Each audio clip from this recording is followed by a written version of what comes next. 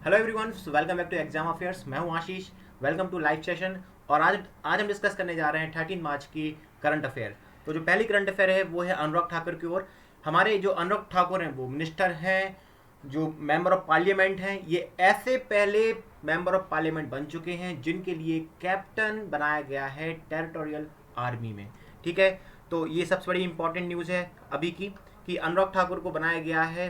ये पहले एमपी हैं जिनको प्रमोट किया गया है as in the form of captain in the territorial army. Thakur has been promoted to the rank of the captain. ठीक है, ये कहाँ पर बनाए गए हैं? ये है 124th battalion territory army Sikh. Sikh जो बटालियन है, 124 जो इन्फेंट्री बटालियन है सिख वाली, आर्मी वाली, यहाँ पर इनको कैप्टन बनाया गया है। ठीक है, ये 4 बार बीजेपी से एमपी रह चुके हैं। ये हिमाचल प्रदेश हमीरपुर से, आपको याद रखना होगा, हिमाचल प्रदेश हमीरपुर से। ठीक है, तो बस आपको इतना ही याद रखना है कि जो अनुराग ठाकुर हैं ये पहले ऐसे मेंबर ऑफ पार्लियामेंट बने हैं जिनको प्रमोट किया गया है to the rank of the captain at infantry battalion territory army Sikh. Okay, ये पूरी खबर है। ठीक है, ये आपको याद रखना है। ठीक है, तो ये 4 बार बीजेपी के एमपी रह चुके हैं हिमाचल प्रदेश हमीरपुर से। ठीक है, इसके अलावा as a lieutenant by then chief of army staff general Dalbir S Suhag इन 2016। तो इसके पहले जो जनरल थे दलवीर सुहाग जी, इनको बनाया गया था 2016 में। ठीक है, इसके बाद ये बने हैं फर्स्ट सर्विंग, मतलब जो अभी करंट में मेंबर ऑफ पार्लियामेंट हैं करंट में, और उनके लिए डायरेक्टली प्रमोट कर दिया गया है। ठीक है, तो ये पूरी खबर है, आपको याद रखना है। इससे ज़्यादा आपको कुछ भी याद नहीं रखना है। आगे चलते हैं। ये है आईबीएम। आईबीएम में आपने नाम सुना होगा आईबीएम का। ठीक है, और आईबीएम ने कॉन्ट्रैक्ट साइन किया है, मेमोरेंडम ऑफ अंडरस्टैंडिंग साइन किया गया है उत्तराखंड गवर्नमेंट की से। ठीक है, अब यहाँ पर क्या होने वाला है, देखो यहाँ पर तो जो उत्तराखंड गवर्नमेंट है, कल अपन पढ़ रहे थे कि उत्तराखंड गवर्नमेंट के सीएम को चेंज कर दिया गया है। पहले त्रिवेंद्र सिंह रावत थे, अब तीरथ सिंह रावत को बना दिया गया है। ठीक है, कुछ पॉलिटिक्स चल रही है अंदर की। तो अब नए जो सीएम हैं उत्तराखंड के वो हैं तीरथ सिंह रावत। और आईबीएम ने एमयू किया है, हाथ मिलाया है उत्तराखंड गवर्नमेंट से। क्यों मिलाया है? ये प्रोवाइड करने वाले हैं स्टैम्प। अब स्टैम्प क्या होता है, देखो मैं बताता हूँ।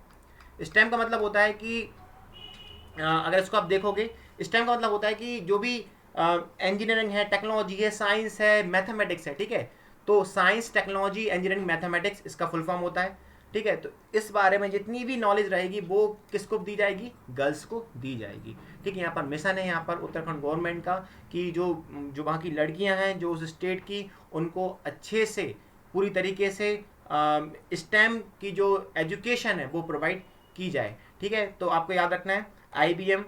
तो ये जो कोलैबोरेशन है वो 3 साल का कोलैबोरेशन है। ठीक है, between IBM and Uttarakhand state government with American India Foundation as implementation partner to increase the participation of girls and women in STEM career। ठीक है, तो ये पूरी खबर है, आपको याद रखना है। ठीक है, चलिए, ये है IBM अनाउंस्ड कोलैबोरेशन विद समग्र शिक्षा उत्तराखंड। इसको नाम दिया गया है समग्र शिक्षा उत्तराखंड। समग्र शिक्षा उत्तराखंड, जो उत्तराखंड की लड़कियां हैं उनके लिए स्टेम एजुकेशन प्रोवाइड की जाएगी।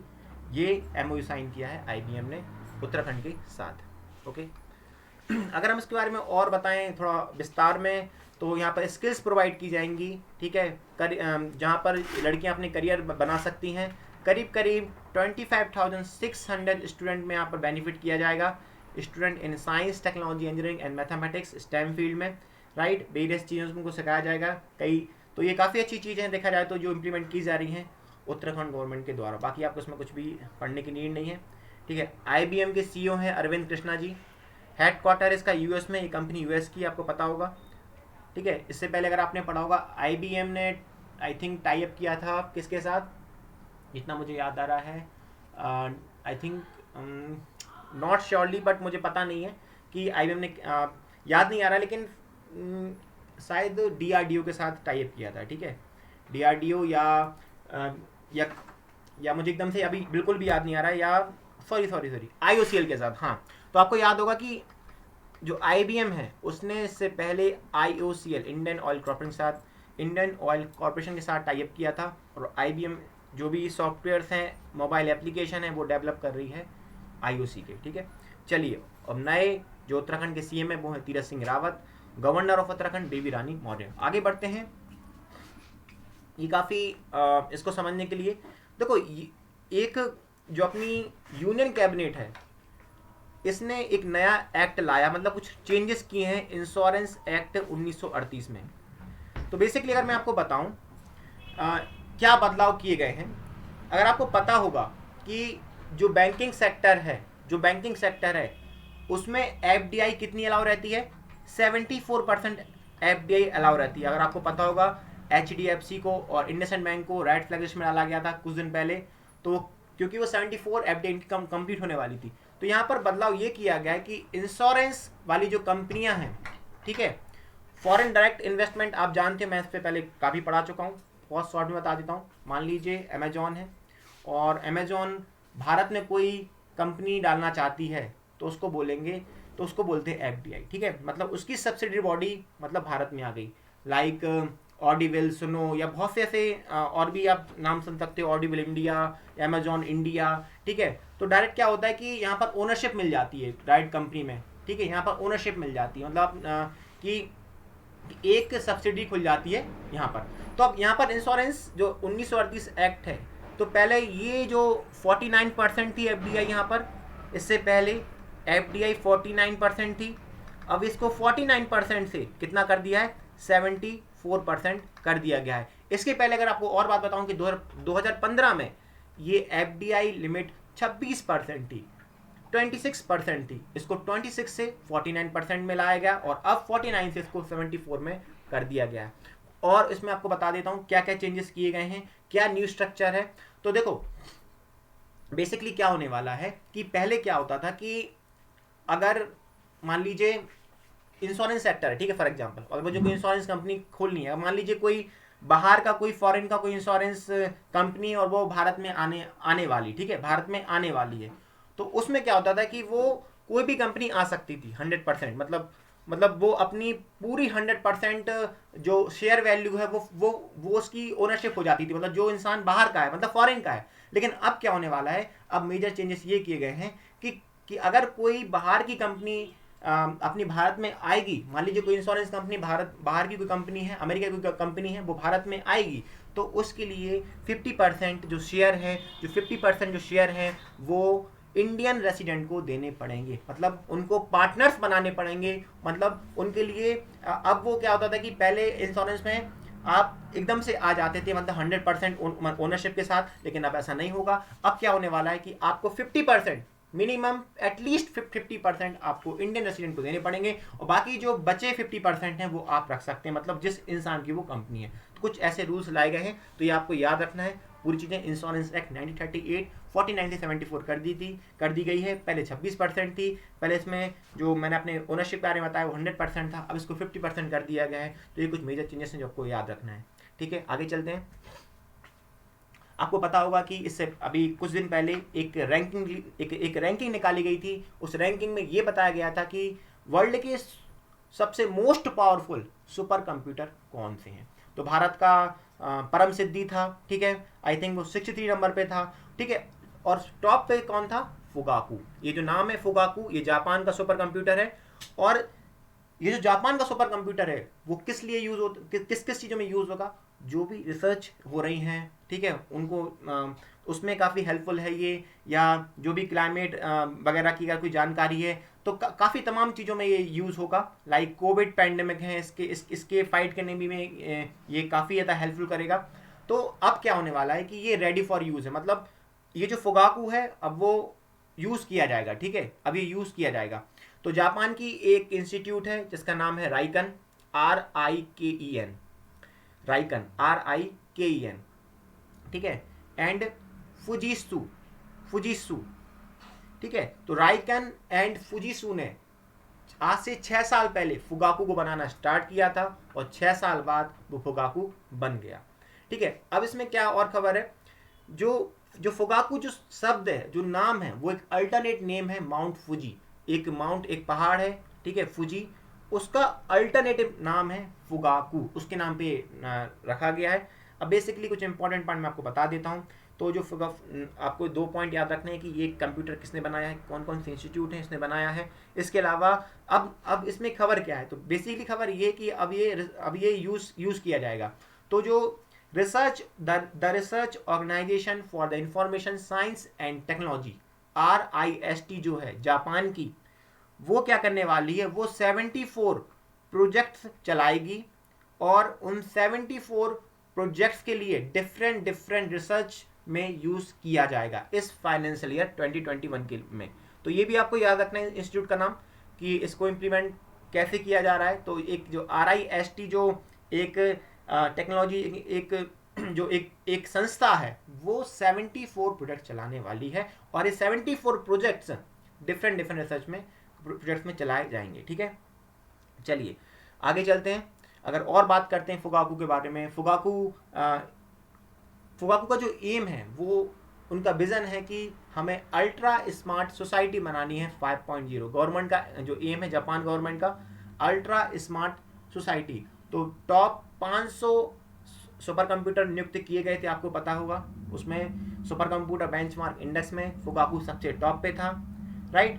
अब इसके बारे में अगर और पढ़ें, ठीक है, तो ये जो पूरा कंप्यूटर है वो बिल्ड किया गया है Fujitsu A64 apex micro processor के ऊपर, राइट।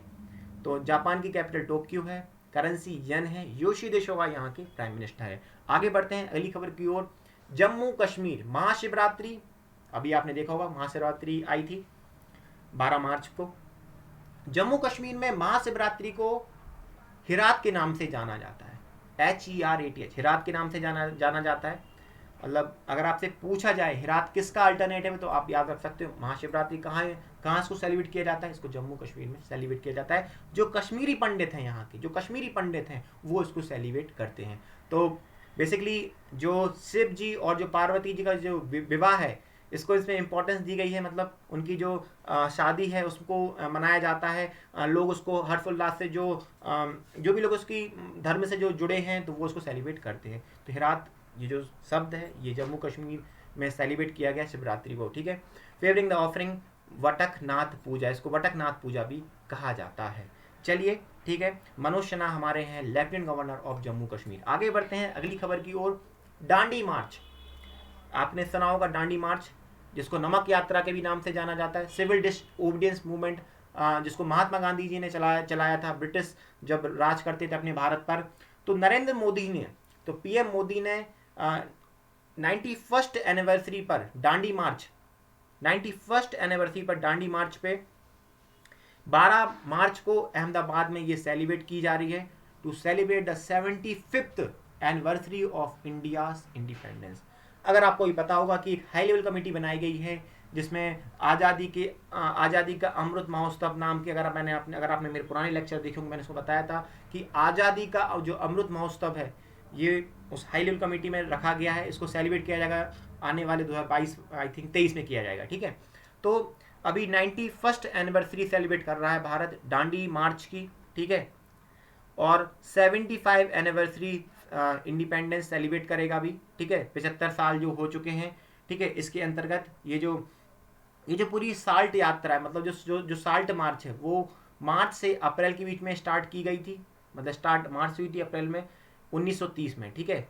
और इसको चलाया था महात्मा गांधी जी ने ब्रिटिश राज में, ठीक है। और इसको स्टार्ट किया गया था महात्मा गांधी साबरमती आश्रम से, ठीक है।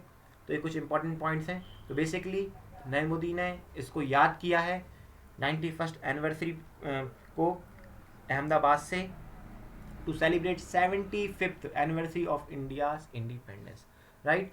चलिए, तो ये जो पूरा प्रोग्राम है वो आज़ादी का अमृत महोत्सव के अंतर्गत हो रहा है। बाकी इसके बारे में आपको नहीं पढ़ना, डांडी मार्च के बारे में, ठीक है, क्योंकि हिस्ट्री हो जाती है, ठीक है। आगे चलते हैं, जो अपने काम का वही पढ़ेंगे। तो 75th एनिवर्सरी अभी भारत अपने 75 साल कंप्लीट कर लेगा आज़ादी के, ठीक है। चलिए आगे चलते हैं। वर्ल्ड किडनी डे क्यों मनाया जाता है? वर्ल्ड किडनी डे मनाया जाता है जो भी किडनी की हेल्थ को लेकर, कि किडनी की हेल्थ काफ़ी इम्पॉर्टेंट है। मतलब जो एक अवेयरनेस क्रिएट करता है किडनी को लेके, जो भी किडनी के चलते जो डिजीज़ चल रही हैं, काफ़ी ज़्यादा मौतें होती हैं, ठीक है। तो इसको लोगों को जागरूक करने के लिए वर्ल्ड किडनी डे सेलिब्रेट किया जाता है और इसको मनाया जाता है second Thursday of March every year, second Thursday of March every year. और इस साल ये 11 मार्च 2021 को ऑब्जर्व किया गया है। इसकी जो थीम है वो है living well with kidney disease, living well with kidney disease, ये इसकी जो थीम है इस साल की वो है लिविंग वेल, हमें खुश रहना है, living well with kidney disease.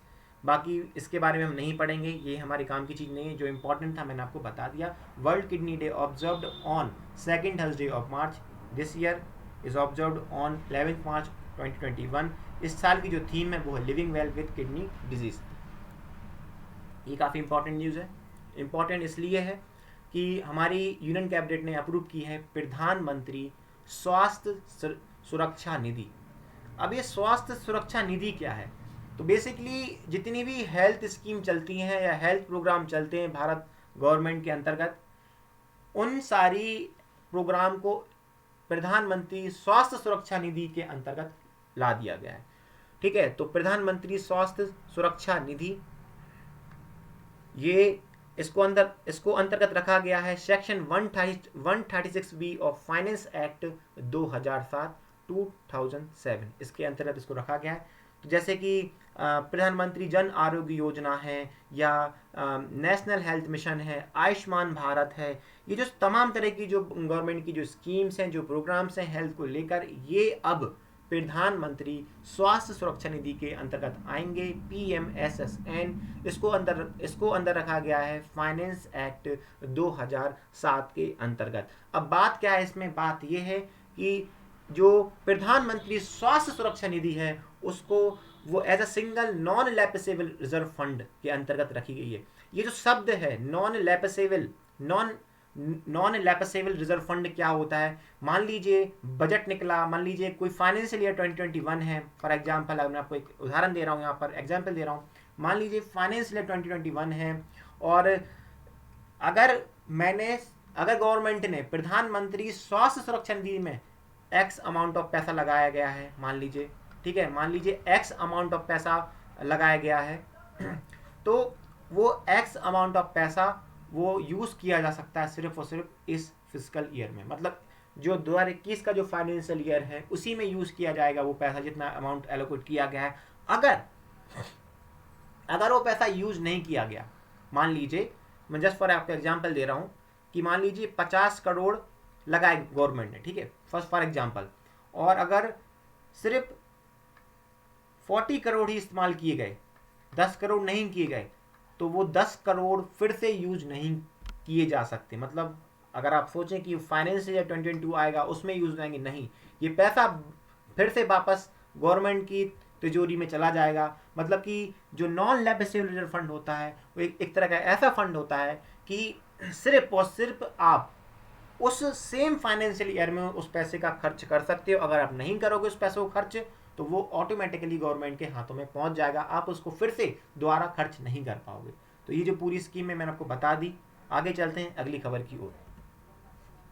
तो जो प्राइम मिनिस्टर हैं यहाँ के आइवरी कोस्ट के, अपन ने पढ़ा था कुछ दिन पहले कि आइवरी कोस्ट के नए प्रेसिडेंट बने थे अल्साने आउटारा, ठीक है। तो ये तो भैया प्रेसिडेंट हैं, अभी भी हैं, लेकिन जो यहाँ के प्राइम मिनिस्टर थे, यहाँ के जो प्राइम मिनिस्टर थे हमीद बकायोको, ये अब नहीं रहे, ठीक है। हमीद बकायोको अब नहीं रहे आइवरी कोस्ट के, और इनकी जगह अब एंटरिम प्राइम मिनिस्टर नियुक्त किया है इनके प्रेसिडेंट ने, पैट्रिक एची।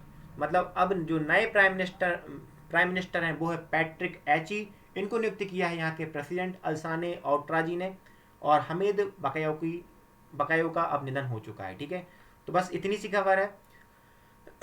कोस्ट के ये इनके प्रेसिडेंट का नाम है अल्साने आउटारा, बाकी जो कैपिटल है वो यामोस्कोरो है, और फ्रैंक, जो आइवरी कोस्ट के जो लोग हैं इसकी जो करेंसी है वो क्या है, फ्रैंक है, कैपिटल है ये इसकी अजीब सी, आप इसको पढ़ लेना, ठीक है। आगे चलते हैं अगली खबर की ओर।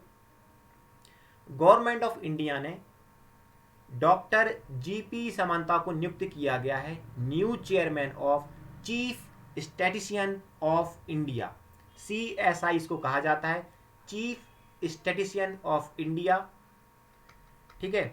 तो ये बने हैं कौन, डॉक्टर GP समांता, डॉक्टर जीपी समांता, ठीक है। जो हमारा स्टैटिस्टिशियन जो विभाग है हमारे गवर्नमेंट का, इसके नए चेयरमैन नियुक्त किए गए हैं डॉक्टर जीपी समांता। कितने साल के लिए? 2 साल के लिए, 2 ईयर्स के लिए। और इन्होंने रिप्लेस किया है छत्रपति शिवाजी के लिए, जो 2020 से इस पद पर थे। ये एडिशनल चार्ज पर थे छत्रपति शिवाजी जी, और छत्रपति शिवाजी की जगह अब आई हैं जीपी समांता। अब ये लीड करेंगे चीफ स्टैटिस्टिशियन ऑफ इंडिया, ठीक है। इनको चेयरमैन बना दिया गया है, ठीक है। इनको चीफ बना दिया है स्टैटिस्टिशियन विभाग का। अब बात करते हैं कि डॉक्टर समांता से पहले क्या करते थे। तो डॉक्टर समांता सर्व कर रहे थे as an advisor in the reserve bank of India. ये बहुत इंपॉर्टेंट है, आपको याद रखना पड़ेगा। हो सकता है क्वेश्चन पूछा जा सकता है कि बताइए डॉक्टर समांता से पहले क्या करते थे। आपको याद रखना है, ये एडवाइजर थे रिजर्व बैंक ऑफ इंडिया में। किस डिपार्टमेंट थे? ये थे department of statistics and information management. इस डिपार्टमेंट को ये संभालते थे रिजर्व बैंक ऑफ इंडिया में, ठीक है। इसके अलावा doctor Samanta will also serve as the secretary of ministry of statistics and programme implementation MOSPI। Okay, आगे चलते हैं। तो चलिए, ये थी आज की खबर, और आशा करता हूँ ये आपको सब कुछ समझ में आया होगा। एक बार मैं क्विक रिवीजन कर दे रहा हूँ, फास्ट रिवीजन कर दे रहा हूँ, ताकि आप लोग को सब कुछ बनने लगे, मतलब एक बार रिवीजन हो जाए आपका। तो पहली जो खबर थी वो अनुराग ठाकुर बन चुके हैं ऐसे पहले फर्स्ट सर्विंग MP जिनको नियुक्त किया गया as a captain of the territorial army. किस बटालियन के? ये बने हैं टेरिटोरियल आर्मी सिख के, ठीक है। आगे चलते हैं, कहाँ के हैं? हिमाचल प्रदेश के हैं, ठीक है। MP IBM है, जो IBM US की कंपनी है, उसने कॉन्ट्रैक्ट साइन किया, MOU साइन किया उत्तराखंड गवर्नमेंट के साथ। इसके लिए समग्र शिक्षा उत्तराखंड, ठीक है। इसमें क्या किया जाएगा, ये 3 साल के कोलैबोरेशन में जो यहाँ की जो वुमेन्स हैं, जो लड़कियाँ हैं, जो लड़कियाँ हैं, उनके लिए स्टेम फील्ड में नॉलेज दी जाएगी, ठीक है। उनके लिए स्टेम फील्ड में नॉलेज दी जाएगी, उनके लिए स्टेम फील्ड में नॉलेज दी जाएगी, राइट। अब बात करते हैं ये पूरी खबर हो गई। चलिए आगे चलते हैं। फिर कैबिनेट ने अप्रूव किया है इंश्योरेंस एक्ट 938 में। इसमें जो FDI है वो 74% कर दी गई है 49% से। पहले 26% थी इसके पहले 2015 में, और बाकी मैंने आपको बता दिया पहले 100% ही अलाउ किया अब, लेकिन 50% आपको इंडियन स्टेक होल्डर को आपको देने पड़ेंगे, ठीक है। फिर ये वर्ल्ड मोस्ट पावरफुल फोगाकू अब यूज़ किया जाने लगा है, ठीक है। इसको बनाया था 6 साल पहले राइकन एंड फुजीशु ने इसको बनाना स्टार्ट किया था, और ये दुनिया का सबसे पावरफुल सुपर कंप्यूटर है। इसको यूज़ किया जा रहा है अब। ये अल्टरनेटिव नेम है माउंट फूजी का। जो RIST है, जो ये जापान की, इसने सेलेक्ट की हैं 74 प्रोजेक्ट, जहाँ पर इस फाइनेंशियल 21 के लिए जहाँ पर ये कंप्यूटर को यूज़ किया जाएगा। बाकी इसको बता चुका हूँ सारी चीज़ों को, आप इसको पढ़ लेना। फिर ये जम्मू कश्मीर की पूरी खबर है, हेरात शिवरात्रि वाली, ये मैंने आपको बता दी है। फिर ये डांडी मार्च है, 91st एनिवर्सरी सेलिब्रेट कर रहा है डांडी मार्च, जो कि अहमदाबाद से स्टार्ट इसको सेलिब्रेट किया है PM मोदी ने। किसके अवसर पर? अभी जो आने वाली जो 75th एनिवर्सरी है भारत की इंडिपेंडेंस, उसमें। बाकी 1930 में इसको स्टार्ट किया गया था महात्मा गांधी जी के नेतृत्व में, मतलब इन्होंने स्टार्ट किया था हमारे गांधी जी ने। और आज़ादी का जो अमृत महोत्सव है उसके अंतर्गत इसको सेलिब्रेट किया जा रहा है। फिर वर्ल्ड किडनी डे है, observe on 2nd Thursday of March, living well with kidney disease. फिर ये प्रधानमंत्री स्वास्थ्य सुरक्षा निधि है, इसको भी आप पढ़ लेना, मैंने इसको बहुत अच्छी समझाया। फिर ये वाली न्यूज़ है। फिर ये, ठीक है, डॉक्टर GP समांता, इनको चीफ बनाया गया है स्टेटिस्टिशियन विभाग का। इसके पहले ये RBI की एडवाइजर थे ये department of statistics and information management के।